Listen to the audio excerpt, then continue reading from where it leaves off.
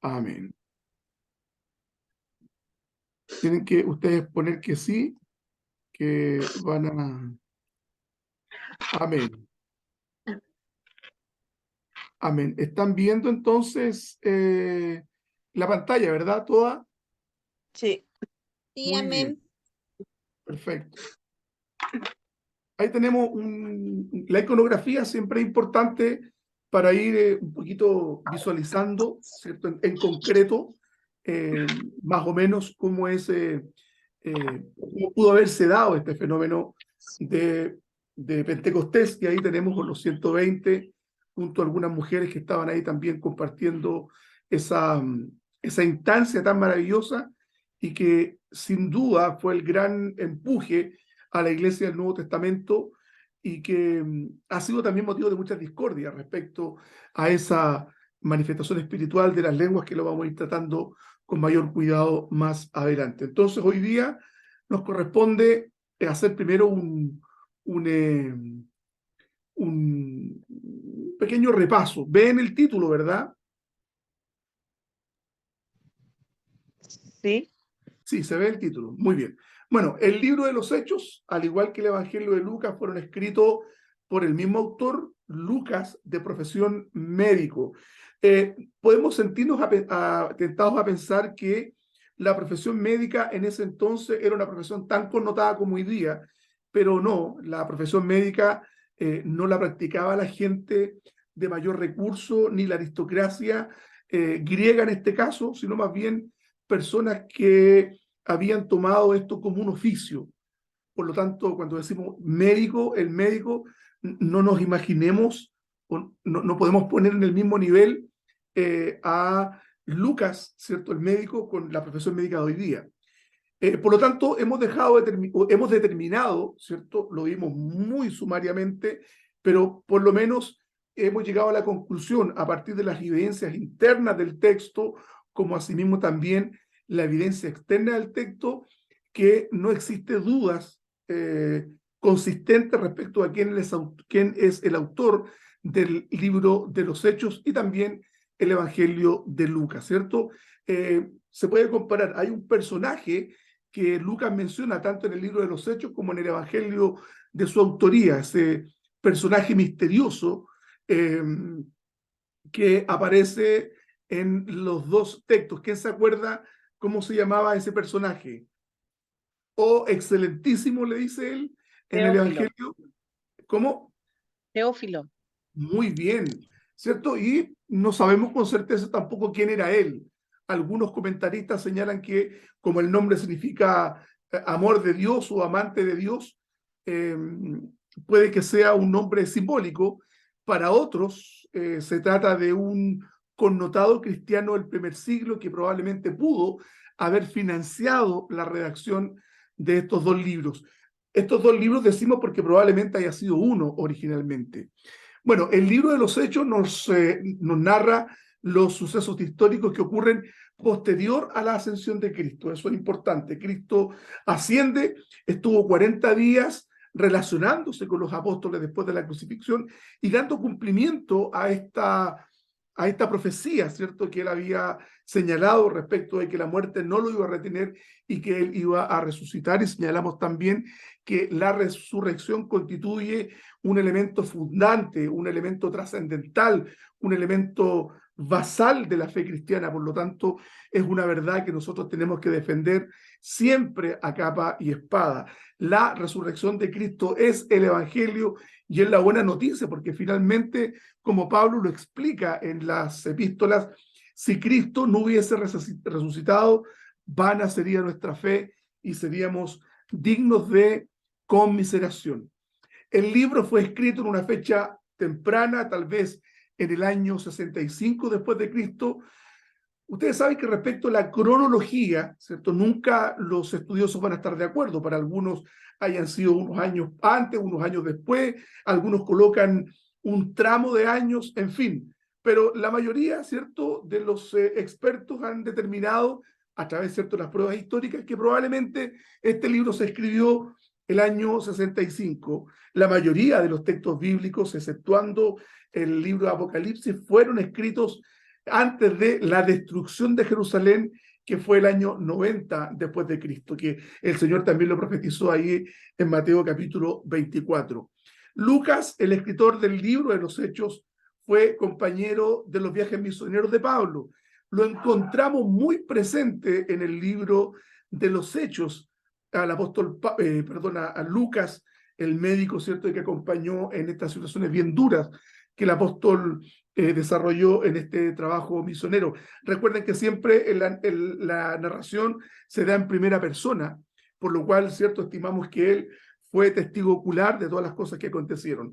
Bueno, muchos eruditos del mundo liberal sostenían que Lucas no era el autor del libro de los Hechos, se cuestionó la paternidad literaria, es decir, se puso en duda de que Lucas efectivamente haya sido el escritor, el que identificamos nosotros como escritor del libro, pero hoy día, como señalamos hace un momento, se estima con suficientes pruebas que tanto Lucas, el Evangelio, como Hechos, el libro, fueron escritos por la misma persona, es decir, Lucas, el que Pablo llama el médico amado, me parece que en la epístola a los Colosenses, si mal no recuerdo. Hoy día entonces nos toca ver uno del 2 al 19 y vamos a dejar presentado también el texto que vamos a ver la próxima clase. Me gustaría, si está la hermana Naile y alcanza a ver bien, le pido que lea la pantalla porque tengo la Reina Valera contemporánea y ella seguramente tiene la Reina Valera 60.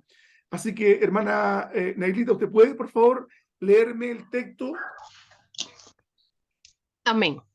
Hechos 1, 12 al 19. Entonces los apóstoles volvieron a Jerusalén desde el monte del Olivar, que dista de Jerusalén poco más de 1 kilómetro.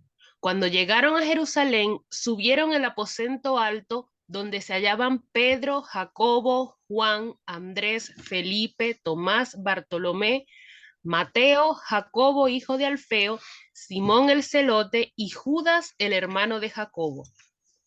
Todos ellos oraban y rogaban a Dios continuamente en unión de las mujeres, de María, la madre de Jesús, y de sus hermanos.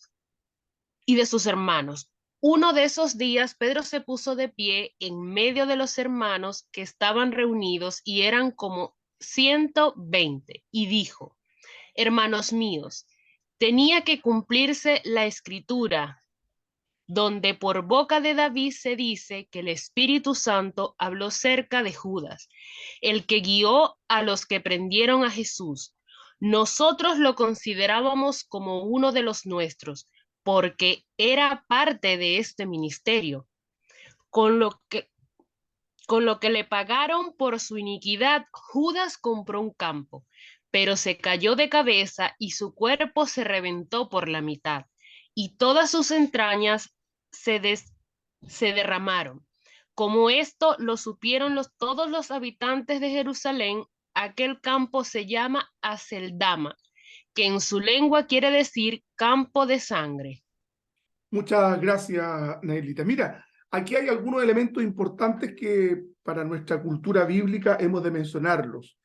Y estoy seguro, o casi seguro, y esto en absoluto, con esto quiero menoscabar sus conocimientos bíblicos, sino más bien darles pruebas que de pronto nosotros no ponemos atención en elementos que pasan desapercibidos en el texto, pero que son sumamente importantes respecto a la historia de la iglesia, particularmente de la historia que nos narra el libro de los Hechos. Miren, ahí menciona a los apóstoles, dice Pedro, Jacobo, ahí tenemos un Jacobo, pero más abajo dice Simón el celote y Judas, el hermano de Jacobo. Hay dos Jacobos ahí.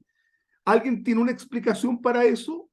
Antes de explicárselo yo, para que podamos un poquito entender, interactuar también como, para que no sea yo solamente el que hable. También tenemos a Simón el celote. Estamos hablando de un hombre que conformaba un grupo de sicarios o de guerrilleros de ese entonces que habían escogido el camino de las armas para luchar contra la dominación romana. Y tenemos también a Judas, el hermano de Jacobo. ¿Alguno de ustedes está en condiciones de explicarme? Lo vamos a ver más adelante, pero ¿qué impresión les da estos nombres que aparecen aquí en este relato? Tranquilo, no se peleen, si no saben. Muy bien. Bueno, aquí tenemos a Jacobo, que es distinto al Jacobo que aparece. Ahí aparecen dos personas sumamente importantes que vamos a dar cuenta un poquito más adelante, me parece que en la presentación siguiente. Dice, y Judas, el hermano de Jacobo. Bueno, aquí tenemos a los dos hermanos de nuestro Señor Jesucristo, a Judas y Jacobo. Jacobo es quien redacta el libro de Santiago. Jacobo es lo mismo que Santiago. Y Judas no es el Judas Iscariotes, es Judas, el hermano de Jacob, hermanos consanguíneos, hijos de María. Por lo tanto, es importante que hagamos esa distinción. Ellos no fueron discípulos directos de nuestro Señor Jesucristo, más bien se convirtieron, es probable, cuando Cristo resucitó. De hecho, lo cuestionaron severamente. De hecho, pensaron que nuestro Señor estaba mal de la cabeza, que tenía ciertas ínfulas mesiánicas y que había que prestarle atención y cuidado porque se trataba de una persona que no estaba muy en sus cabales. Pero cuando vieron a Cristo resucitado, tanto Judas como Jacobo, hijos de María, se convierten también al Señor. Otro elemento importante que aparece en este texto, antes de entrar al análisis más profundo, es que nos encontramos María, la madre de Jesús. Y esto no es un dato menor, mis hermanos. ¿Por qué? Porque María estaba en la expectación de su maestro, de su Señor, igual que el resto. Imagínense, María era la madre de Jesús, pero estaba orando en ese momento. Estaba en el mismo espíritu de búsqueda espiritual y de adoración también y de esperanza hacia Cristo. Mire cómo ella logra sustraer a su hijo, es decir, al hijo que ella tuvo, pero que era el hijo de Dios. Y ya, bueno, ahí podríamos cortar mucha tela respecto de este tema que se discutió mucho en la historia de la iglesia acerca de si María era o no la madre de Dios. Pero es un tema que vamos a ver más adelante. Por lo tanto, entonces, después de haber sido testigos de la ascensión de Cristo y de la promesa de su regreso, que eso es muy importante también que lo entendamos, hermanos y hermanas. Cristo vuelve. Él prometió que iba a volver, por lo tanto, nuestra esperanza es en el pronto regreso de nuestro Señor Jesucristo. Así como ascendió al cielo, de la misma manera también va a venir, y sobre eso también vamos a profundizar quizás en otra clase, en otra sesión, respecto a cuáles son las pruebas de que Cristo va a venir. Bueno, los apóstoles vuelven a Jerusalén, que quedaba poco menos de 1 kilómetro, estaban todos reunidos y más o menos sumaba la cantidad de 120, y entre ellos estaba la madre de Jesús y sus hermanos. Entonces, la pregunta que me quise formular yo también para ir aumentando nuestro caudal de conocimiento bíblico es, ¿tenía más hermanos Jesús? Bueno, el dogma católico romano señala que María no tuvo más hijos. De hecho, hay una doctrina que es dogma, es decir, una verdad inconmovible, inamovible e indiscutible en el mundo católico romano respecto a la perpetua virginidad de María. O sea, los católicos no conciben la idea de que Jesús tuvo hermanos y que evidentemente María tuvo también más hijos, ¿verdad? Pero aquí, aun cuando el catolicismo, como les decía, ha intentado asentar esta verdad, que no es bíblica respecto a la perpetua virginidad de María, la Escritura, no obstante, nos muestra otra cosa. Miren, Mateo 13:55 dice, cuando vieron a Jesús, ¿cierto?, con todos esos dotes, digamos, que él tenía en explicar las grandes verdades del reino, que han impresionado, y se pregunta a la gente que estaba reunida ahí, ¿acaso no es este el hijo del carpintero? ¿No se llama María, su madre María, y sus hermanos son Jacobo, José, Simón y Judas? Y ahí aparece precisamente Judas y Jacobo. Jacobo llegó a ser quien lideró la iglesia de Jerusalén. Vea usted la conversión que él experimenta tan profunda, tan radical, después de haber puesto en duda que su hijo que su hermano era el Mesías, llegó a concebirlo como tal y tuvo lamentablemente un triste destino que vamos a conversar más adelante. Entonces, aquí tenemos a José, Simón y Judas. Además tenía otras hermanas. Entonces, era una familia numerosa, como naturalmente eran las familias en el cercano Medio Oriente. Entonces, esto es solamente un versículo que yo les coloqué. ¿Cuál es la explicación que da el mundo católico romano? El mundo católico romano dice que en realidad no eran hermanos, sino más bien primos, ¿verdad? Entonces hay que un poquito indagar acerca de la palabra en original griego, hermanos. Pero la palabra, algunos exegetas y expertos investigadores han determinado, mediante un estudio serio, ciertamente, que hermanos en el griego original, que fue escrito particularmente este evangelio, el libro de los Hechos, quiere decir nacido de la misma matriz. Por lo tanto, no cabe duda, a partir del recurso lingüístico, quizás se puede determinar que efectivamente eran hermanos de Jesús y además hijos de María. Ahora, tanto Judas como asimismo Jacob son dos escritores del Nuevo Testamento, como lo dijimos delante. Jacobo lideró la iglesia en Jerusalén y fue asesinado por orden del sumo sacerdote Ananus el año 62 después de Cristo. Y bueno, las escrituras en el Nuevo Testamento dan claras evidencias de que María fue una madre honrada por el Señor con muchos hijos, quienes al principio cuestionaron al Señor, pero después fueron sus fieles y férreos seguidores. Y aquí nos encontramos con una gráfica de cómo Santiago, Jacobo, el hermano del Señor, es muerto a pedradas en Jerusalén por los judíos de ese entonces, instigados por este sumo sacerdote el año que yo les mencioné, el año 62. Hasta ahora, ¿alguna pregunta, alguna duda, alguna opinión? Por favor, abro la palabra.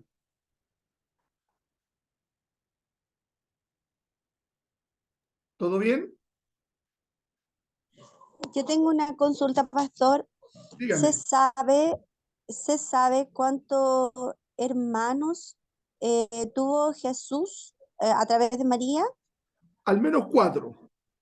Jacobo, Okay. Judas, José, y no sé si me recuerdo bien, al menos 3. Esos están. Pero en otro texto dice sus hermanos y hermanas. Por lo tanto, se presume que era una familia numerosa. Recuerden que los hijos constituían un elemento visual o material de la bendición del Señor. Por lo tanto, era honroso para una mujer tener hijos en el cercano Medio Oriente y particularmente en la cultura hebrea o judía. Así que al menos 3, por lo menos. No menciona a las hermanas, pero sí a los hermanos. Y Jacobo, sin duda, el que lideró la iglesia de Jerusalén, y lo encontramos en el capítulo 15 del libro de los Hechos, liderando, ¿cierto?, el concilio, la asamblea en Jerusalén, era precisamente el hermano del Señor. Amén. ¿Alguna otra pregunta, alguna intervención? ¿Sí? Hermano Crosby. ¿Yo puedo agregar algo, ¿Perdón? pastor? Sí, dígame, no escuché bien. Quería comentar algo. Dígame, por favor. Quería comentarle algo. Sí. Quería comentarle que a mí igual, cuando yo leía hace tiempo esto, me llamó la atención que estaba María ahí también, la madre de Jesús, como dice el texto. Y, o sea, o sea, por lo que entiendo, y creo que fue así, María logró subtraerse Claro. y de ser, después de haber criado a Jesús desde chiquito y Exactamente, después sí. ya obviamente él siguió con su ministerio, ella logró subtraerse y poder entender, porque la Biblia dice al principio que ella siempre meditaba en su corazón Exactamente. Sí. las cosas por las cuales ella iba viviendo, de todo lo que vivió con Jesús. Entonces, siempre María meditaba en su corazón. Por ende, como obviamente el Señor la escogió porque debe haber sido obviamente una mujer que realmente amaba al Señor, ah, no cabe duda que ella era una mujer que podía subtraerse o Es su sea, condición de como, madre. ¿cómo decirlo? Soltarlo, como soltar a Jesús y verlo como su Señor, su Dios. Exactamente. De haber ¿Me entiendes? sido un proceso igual complejo, lo más probable. Pero ahí estaba también adorando, estaba orando, y eso nos muestra también una mujer sumisa a los planes del Señor, porque ella podría haber dicho, bueno, yo soy la madre de Jesús, pero estaba ahí con el resto de los hombres orando y buscando la presencia del Espíritu Santo. Gracias, Pati. ¿Alguien más quiere decir algo? ¿Sí? ¿Seguimos entonces? Muy bien. Gracias. Amén. Entonces, aquí también tenemos algo importante, está un versículo más adelante, el reemplazo de Judas. ¿Está Mónica ahí? Sí, sí, pastor. ¿Puede, por Acá favor, estoy. Moni, leerme el texto que aparece ahí? Sí, amén, amén. Hermanos míos, tenía que cumplirse la escritura, donde por boca de David se dice que el Espíritu Santo habló acerca de Judas, el que guía a los que prendieron a Jesús. Nosotros lo considerábamos como uno de los nuestros, porque era parte de este ministerio. Con lo que le pagaron por su iniquidad, Judas compró un campo, pero se cayó de cabeza y su cuerpo se reventó por la mitad, y todas sus entrañas se derramaron. Como esto lo supieron todos los habitantes de Jerusalén, aquel campo se llama Acéldama, que en su lengua quiere decir campo de sangre. Fíjense que hay un elemento súper interesante en esta parte del relato. Creo que el suicidio de Judas fue tema en Jerusalén. O sea, de hecho fueron los habitantes de Jerusalén quienes denominaron a ese lugar, probablemente hayan sido los propios sacerdotes que pagaron este lugar que fue comprado por las 30 piezas de plata, y haya sido adjudicado a Judas, producto de su traición. Y por lo tanto, es probable, y aquí vamos a entrar en el ámbito de las especulaciones, que en el momento en que Judas se suicida, ¿cierto? Se calza la cuerda, haya caído y producto de la caída se haya golpeado la cabeza y haya tenido, digamos, una muerte horrible. Y eso, evidentemente, que pone en atención al pueblo, o sea, el que participaba con Jesús, el que estaba con él, y probablemente el rumor de que él fue quien lo entregó haya corrido entre los estrechos espacios de la vieja Jerusalén y la gente haya tenido conciencia de que el suicida, ¿cierto?, que estaba muerto y estaba ahí, digamos, en esa condición tan lamentable, fue el que entregó al Señor después de haber participado con él en forma permanente durante 3 años. Y aquí también podemos entrar en elucubraciones respecto del papel que cumple Judas. ¿Estaba predestinado para eso? ¿Qué pasó con él? En fin, hay muchas preguntas que no vamos a resolver, digamos, en una hora de clase, de intercambio de conocimiento, pero que sin duda es una reflexión que de pronto es interesante hacerla y que nos permitiría de algún modo entender las motivaciones que este sujeto tuvo para entregar al Señor. Pero bueno, aquí vemos el liderazgo de Pedro, ¿cierto? Entre los 12, es el que se levanta y el que dice que ya se había profetizado por el Espíritu Santo acerca de Judas. Y este liderazgo de Pedro se va a dejar ver en todo el relato del libro de los Hechos, o en gran parte, o por los primeros 9 capítulos, ¿cierto? Sin lugar a dudas, hay un liderazgo indiscutible de parte de Pedro. Del 9 en adelante, quien toma la historia en sus manos y que la deja registrada Lucas es precisamente el apóstol Pablo, después de su conversión. El resto de los discípulos ponen atención a las palabras de Pedro respecto a un tema muy crucial, el reemplazo de Judas. La culpa de tan horrible acto, ¿cierto?, llevó a Judas a devolver el dinero, yo creo que ustedes han leído esa parte, y posteriormente a suicidarse. Es probable, ¿cierto?, como conversábamos, que haya tenido una muerte muy dramática y que su cuerpo, una vez suspendido, o alguien le cortó la cuerda, o la cuerda se venció y él cayó, ¿cierto?, teniendo esta situación que describe el texto tan terrible, por el cual el lugar fue bautizado como Aceldama, que quiere decir campo de sangre, precisamente donde se desnuca este hombre producto de la culpa que lo había perseguido. Ahora, Judas no fue movido por el arrepentimiento, más bien por un remordimiento estéril que no produjo frutos reales de arrepentimiento. Yo no sé si ustedes están en condiciones, queridos hermanos y hermanas, de explicarme la diferencia que salta para ustedes así a simple vista entre remordimiento y arrepentimiento. ¿Qué sentido tienen estas dos frases? ¿Son lo mismo? ¿Tienen distintas implicancias? ¿Significan algo totalmente diverso? ¿Quién puede opinar sobre esto? Si no, no importa, seguimos adelante. la dijo, Evita. el remordimiento es cuando tú haces algo que no corresponde, pero es el momento nomás, que a lo mejor no hay un arrepentimiento genuino, que tú no lo vas a volver. El arrepentimiento es que tú te arrepientes y que ya tú no lo vas a hacer más. El remordimiento es, hoy día hice algo que no correspondía, me dio un remordimiento, pero lo voy a volver a hacer. Eso es lo que yo entiendo. Exacto. O sea, no es lo mismo. No hay una sensación de culpa que se prolongue en el tiempo, es decir, le fallé al Señor. Hay un personaje que siempre es puesto en la Escritura como el referente o el ícono del remordimiento y no del arrepentimiento. Lo hemos visto en sermones y en estudios bíblicos. ¿Se acuerdan qué personaje en el Antiguo Testamento? Saúl. Saúl sentía su remordimiento, pero no arrepentimiento. Es distinto, Amén. ¿cierto?, al grito angustioso de David cuando adultera, ¿cierto? En el Salmo 51, yo siempre me imagino que es un grito angustioso donde él dice, ten misericordia de mí, oh Dios. Es el grito.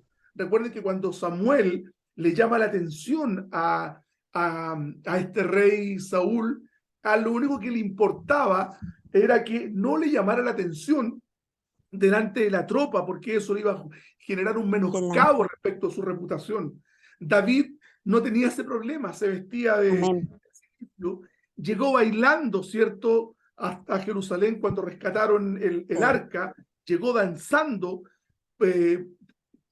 y fue menospreciado por su propia mujer. Por lo tanto, hay una distinción cualitativa entre arrepentimiento y remordimiento. Nosotros tenemos que arrepentirnos de nuestros pecados y tenemos que decirle, Señor, ayúdame. El Señor conoce nuestras limitaciones, conoce nuestros topes, sabe hasta dónde llegamos, y Él es fiel y justo para perdonarnos y limpiarnos de toda maldad. Eso es lo que testifica la Escritura. Pero tenemos que tener cuidado con que sea un arrepentimiento genuino y verdadero, pero no un mero remordimiento, como decía la Amita, un mero remordimiento que no se perpetúa en el tiempo, que es solamente en el momento. Y hay una distinción importante. El remordimiento es solamente respecto de mí mismo. El arrepentimiento es saber que ofendí a Dios. Esa es una distinción importante. Ahora, qué horribles y desoladas emociones se experimentan cuando se está lejos de Dios. Ahora, no hay tragedia mayor, hermanos, que vivir una vida sin Dios. No hay una tragedia más terrible. Por eso que alguien dijo, el infierno no es tan terrible porque vamos a sufrir, sino que el infierno es terrible porque Dios no está ahí. O sea, no está ahí entre comillas, es decir, su gracia ya no está ahí. Por lo tanto, lo que va a matar el corazón humano finalmente es el hecho de sentirse desolado. Y volvemos al rey David.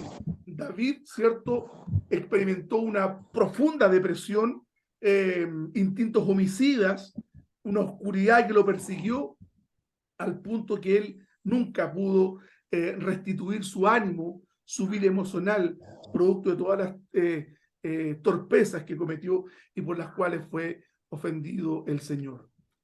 ¿Cierto? Aquí hay un comentario que me gustaría, si la hermana Viviana, ¿está Viviana por ahí?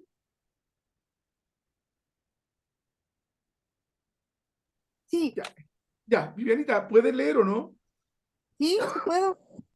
Por favor. Me achicaron para ver. Ya.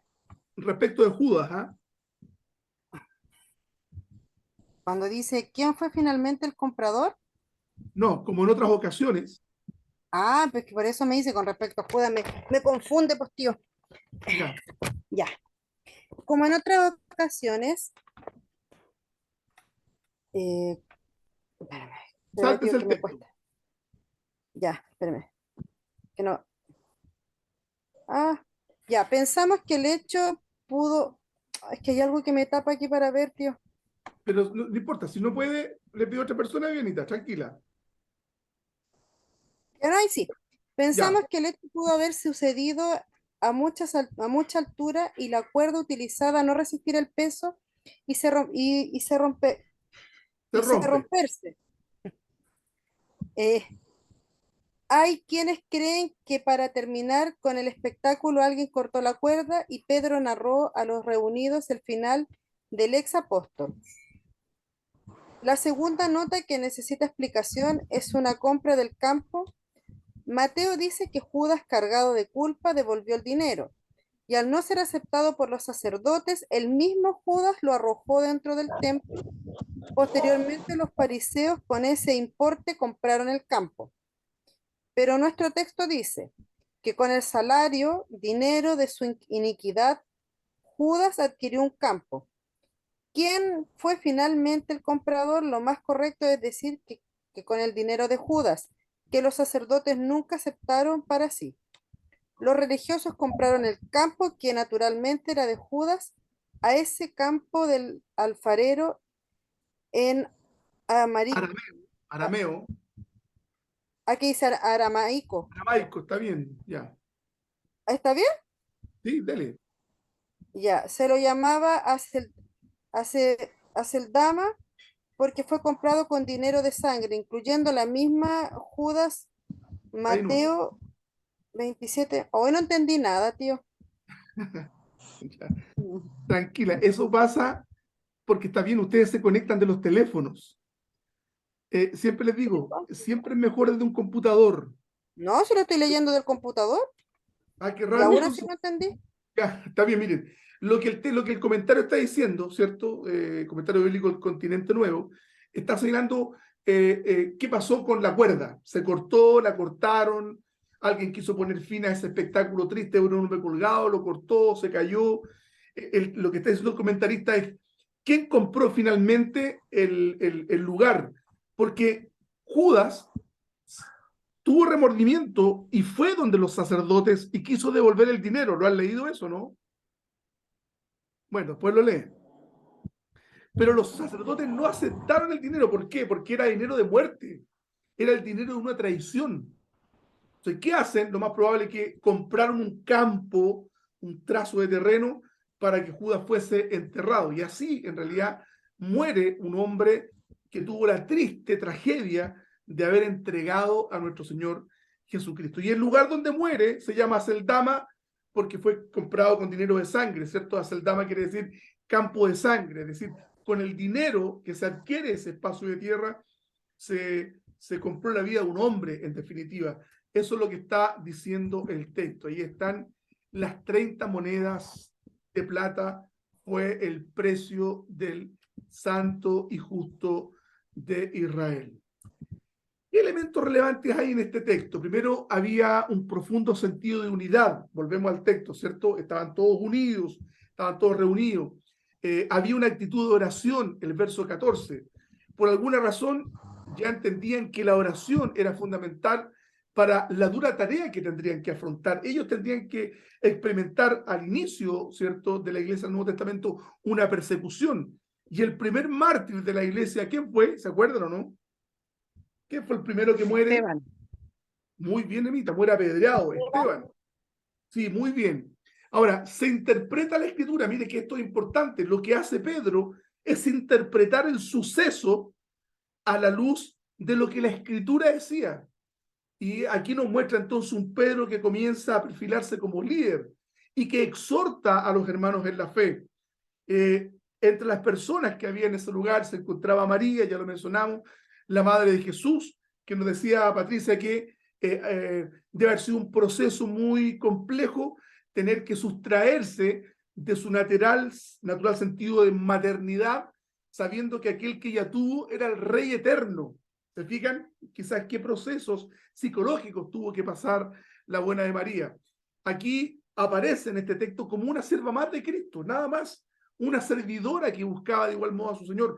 Nunca quiso ocupar lugares de relevancia, nunca quiso, como el catolicismo romano lo menciona, ser reina del cielo y del infierno. No, María era una mujer sencilla, que probablemente enviudó joven, quizás José murió joven, y que tuvo que cargar con sus hijos solo, una mujer valiente. Y importante que ustedes, las mujeres, puedan profundizar respecto de María y su testimonio. Y decía algo la Patricia muy importante, que frente a todos los sucesos espectaculares de nuestro Señor Jesucristo, dice el texto que María meditaba todas las cosas en su corazón. Ella pensaba, ¿cierto? Decía, ¿qué es esto? ¿Qué está pasando? En fin. Los discípulos se mantuvieron firmes, aunque al principio estaban temerosos y dubitativos, ahora permanecían en oración y expectantes respecto de lo que vendría. Judas habría de ser reemplazado por otro discípulo y el mecanismo de elección será entonces tratado más adelante. Judas el traidor. Ahora, ¿cuáles fueron las oscuras motivaciones de Judas que determinaron que él haya entregado al Señor? Yo por lo menos veo tres, de forma muy personal. La envidia, quizás el egoísmo y la ambición. Yo creo que estaban presentes, pero fundamentalmente la ambición. El tema del dinero. El tema del dinero es un problema en la iglesia hasta el día de hoy. Lo sabemos que hemos señalado en incontables oportunidades que hoy día hay pastores que lucran con la fe, hay pastores que se han hecho millonarios, ¿cierto?, con la fe, y tenemos ejemplos que no los vamos a mencionar porque no vienen al caso, por lo menos ahora. Pero fíjense, aquí hay un texto que es muy importante que me gustaría que analizáramos respecto de Judas. Marlene, ¿estás por ahí? Sí, acá estoy. Mira, vamos a leer este texto respecto de Judas y lo vamos a analizar entre todos. Dele, por favor, mi hermana Marlene. Juan 12 del 1 al 8. 6 días antes de la Pascua vino Jesús a Betania, donde estaba Lázaro, el que había estado muerto, y a quien había resucitado de los muertos, y le hicieron allí una cena. Marta servía y Lázaro era uno de los que estaba sentados a la mesa con él. Entonces María tomó una libra de perfume de nardo puro, de mucho precio, y ungió los pies de Jesús, y los enjuagó con sus cabellos, y la casa se llenó de olor del perfume. Y dijo uno de sus discípulos, Judas Iscariote, hijo de Simón, el que la había de entregar, ¿por qué no fue este perfume vendido por 300 denarios y dado a los pobres? Pero dijo esto no porque se cuidara de los pobres, sino porque era ladrón y tenía la bolsa sustraída de los que se echaba en ella. Entonces Jesús dijo, déjala, para el día de mi sepultura ha guardado esto, porque a los pobres siempre los tendréis con vosotros, mas a mí no siempre me tendréis. Respecto de Judas, ¿qué pueden observar ustedes en este texto bíblico? Emita.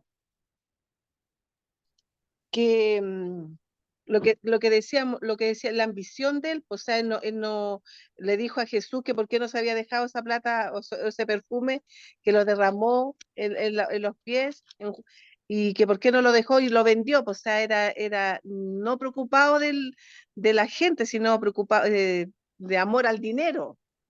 Exacto, muy bien. ¿Alguien más? ¿Alguna opinión? ¿Y hay Pero ahí? igual era como astuto porque no lo hacía ver así, pues, no lo hacía ver como que él era el ambicioso. Exactamente, exactamente. Era sí, muy sagaz, muy Sagaz es la palabra. queriendo engañar, exacto, porque ahí dice la pregunta, ¿por qué no fue este perfume vendido por 300 denarios y dado a los pobres? Ojo, yo les voy a dejar de tarea que averigüen ustedes cuánto valía un denario. Un denario. Y el texto dice que podía venderse ese perfume, porque era un perfume caro, sin lugar a dudas. Podría haberse vendido por 300 denarios. Era mucho dinero, mucho dinero. Entonces él dice, oiga, la moral pública, ¿por qué no se dio este dinero a los pobres? Pero miren, piensen que estos hechos ocurrieron más o menos el año 30, supongamos, y Juan escribe el Evangelio más o menos el año 90. Habían pasado 60 años. La pregunta para ustedes, le quiero preguntar a Naile, si está por ahí. Naile, ¿usted cree que Jesús sabía o no que Judas robaba de la bolsa? Sí, claro que lo sabía. Y pregunta para usted nuevamente, mi querida Naile, ¿por qué nunca lo denunció?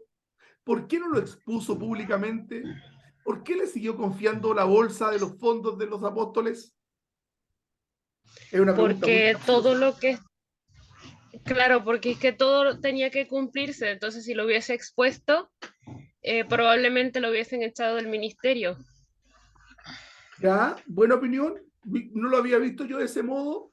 ¿Alguien más tiene una opinión? ¿Por qué Jesús nunca denunció a Judas? Porque Juan está diciendo, mire, porque él robaba de la bolsa. O sea, está pensando 60 años después. Juan sabía también que Judas era ladrón y era ambicioso. Porque él lo dice. Este evangelio se redacta 60 años después, más o menos. Y dice, él robaba de la bolsa. O sea, todos o algunos sabían que Judas era ladrón y que metía la mano en la bolsa donde todos dejaban sus ofrendas, por decirlo de una manera. Pero ¿por qué no lo denunciaron? No La opinión de ella me avergonzarlo, parece súper aceptada, pero ¿hay alguna opinión o no, otra opinión? o no avergonzarlo. ¿Qué considerado Yo, puede ser? ¿Sí? puede, ¿Qué más? puede ser, puede ser porque, no sé, mi opinión, a lo mejor estoy Sí, equivocada, sí, dime. puede ser que,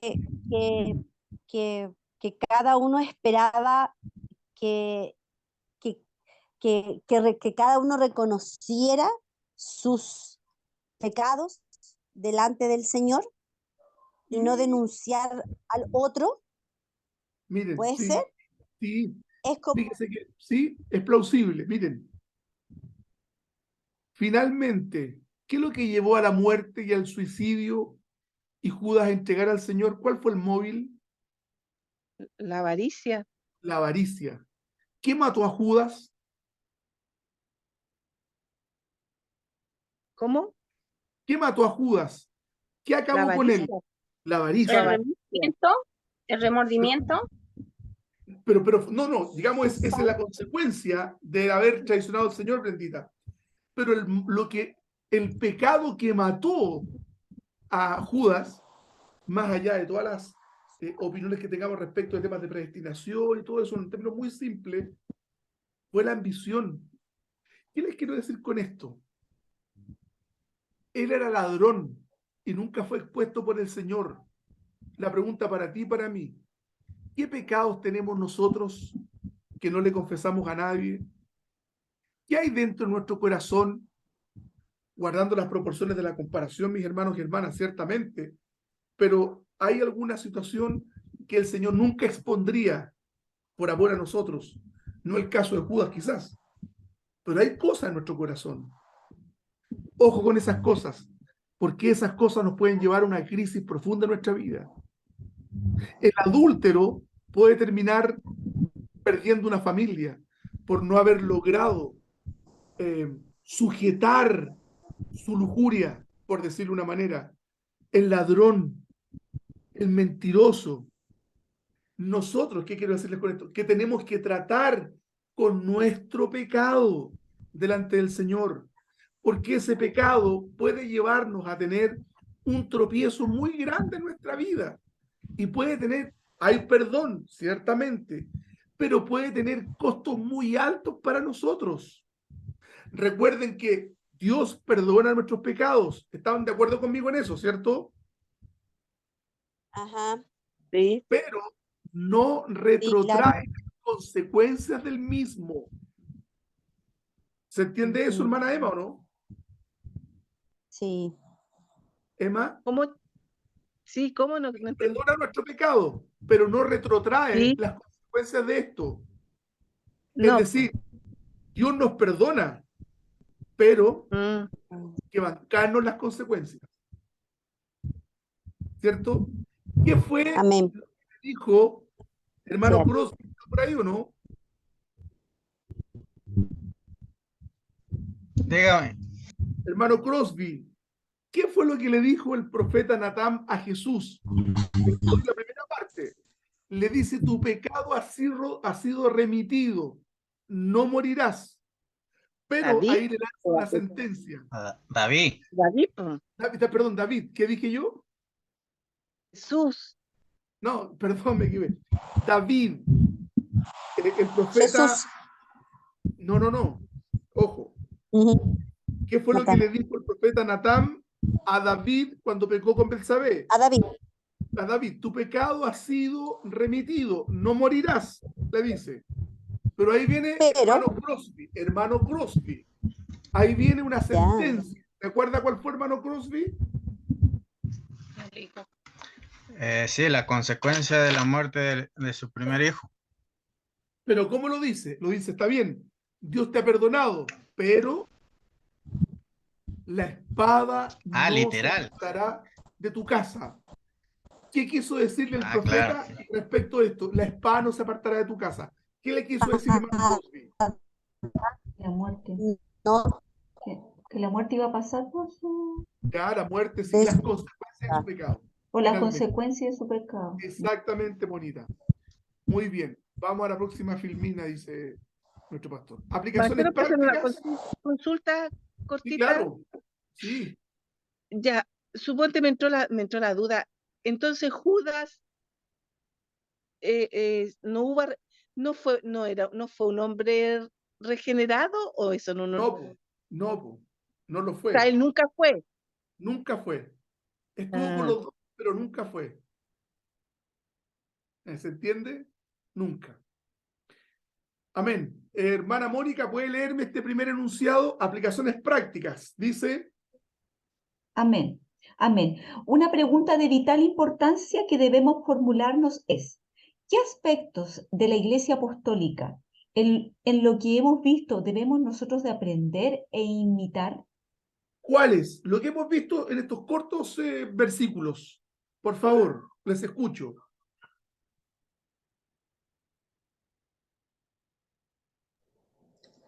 No se peleen. que estaban todos reunidos Exacto. esperando. Unidad.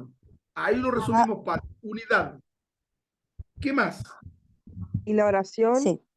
Un espíritu de oración. Muy bien. ¿Quién lo dijo, Marlene? Sí. La oración es fundamental. Nosotros como iglesia no tenemos tiempo de oraciones colectivas, excepto las que tenemos en el culto. Pero nosotros como iglesia debemos orar más. A mí me cuesta orar y la oración verdaderamente cuesta. No es tan fácil. Hermana Marlene, ¿qué dice ese enunciado?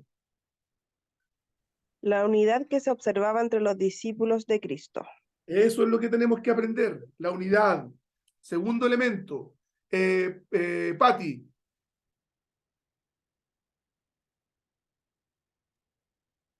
Dígame. ¿Qué dice el segundo texto? No leo, pastor, Ya, porque no se ando sin preocupe. lentes. ¿Quién lo alcanza a leer? ¿Quién lo alcanza a leer? Yo, Amén. una Marlene. actitud... perdón. Ya. No, Moni, está bien, es que yo no los veo. Ya, dígame, Moni. Ya. Una actitud ferviente de esperanza. Esperanza ante todo. El que se fue vuelve. Hermanos, nuestra vida tiene que estar fundada en la esperanza. Otro elemento, una mirada bíblica de los sucesos que se habían desencadenado. Pedro inmediatamente dice, esto estaba predicho por el Espíritu Santo que le dijo a David. Debemos nosotros poner atención a la Escritura. Eso es lo que nos dice. Una gran determinación respecto de seguir a Cristo. Los que estaban ahí tenían una fuerte determinación para seguir a nuestro Señor. La pregunta es para usted, para mí. ¿Nosotros vamos a seguir a Cristo de verdad? ¿Vamos a tener nosotros un corazón rendido a Él? ¿Vamos a dejar todos aquellos lastres que no nos dejan crecer, no nos dejan desarrollarnos en la fe? Y vamos a poner solo la mirada en Cristo. Eso es lo que tenemos que lograr, mis hermanos y hermanas. Segundo, poner en práctica una organización administrativa. Lo que hace Pedro entonces gestionar el liderazgo, ¿cierto? Lo vamos a ver un poco más adelante con mayor cuidado. Una fe vigorosa respecto a la promesa del Espíritu Santo. Ellos estaban ahí esperando con expectativa lo que habría de venir y que venía la promesa del Espíritu Santo, que fue hecha por el Señor mucho antes de su crucifixión, evidentemente. Amén. Elección del sucesor de Judas. Y dejamos este texto leído solamente y seguimos la próxima semana. Hermana, ¿quién no ha leído? Hermana Brendita, ¿alcanza a ver usted su teléfono? ¿Si está ahí? Sí, lo alcanzo a Ya, ver. por favor. Listo, Pero hermana. yo me como todo, Me como todo. Ya, tranquila. Ya. Ya, dice en Hechos del 1, versículo 21 al 26. Se hace necesario que de aquellos que nos acompañaron todo el tiempo en el Señor Jesús estuvo entre nosotros, desde que Juan bautizaba hasta el día en que el Señor subió al cielo. Uno de ellos se nos unió, se nos una para, una vez que se nos una para ser testigo de su resurrección. Entonces señalaron a José, llamado Barsabás, que tenía por sobrenombre el justo, y a Matías, y en su oración dijeron: Señor, tú conoces todos los corazones, muéstranos cuál de los dos has escogido, para que tome la parte de este ministerio y apostolado de la que Judas cayó por su transgresión para irse a donde le correspondía. Y lo echaron a la suerte, y ésta recayó en Matías, y a partir de entonces fue contado entre los 11 apóstoles. ¿Qué les llama la atención de este texto? Miren qué hermoso aquí. Oraron, no esperaron que el Espíritu Santo les revelara quién debía ser. ¿Cierto, hermana Mónica? ¿Qué hicieron? ¿Qué ejercicio hicieron ellos? ¿Echaron? No, espera. No, ahí me perdí. Tranquila, tranquila. ¿Qué hicieron? ¿Qué está por ahí? ¿Qué hicieron? Echaron suerte. Verso 26. Mira, lee el 26. ¿A quién le dice? ¿A mí? 26. Y lo echaron a la suerte. Mira, y esta ahí. recayó en Matías. ¿Qué hicieron entonces? Echaron la suerte. Dijeron, ya, el que saque el palito más largo gana. Lo que les quiero dar a entender es cómo el Espíritu Santo obra, pero lo echaron la suerte. ¿Me entienden? Eso nos pone a nosotros una atención de que, Señor, vamos a elegir el que tú determines, Señor, revélanos al corazón cuál va a elegir. No, no pasó eso. Hicieron un ejercicio, oraron al Señor, pero llevaron a cabo un ritual. Quizá, no sé, cómo habrá sido echarlo a suerte. Nosotros hacemos con el palito de fósforo, ¿cierto? El palito más corto pierde, el palito más largo gana. Lo que quiero señalar entonces es que había una perfecta unidad, y ellos lo entendían, entre la acción que hacían ellos de echar suerte con la acción del Espíritu Santo, y no había ningún problema para ellos. Amén. Y a partir de este entonces Matías y no Barsabás es el que forma parte de los 12, y nunca más mencionado en el Nuevo Testamento, particularmente en el libro de los Hechos. Este Matías nunca más es mencionado, mis hermanos. Amén. Amén. Fue un... Amén. Ahí. Voy a detener la grabación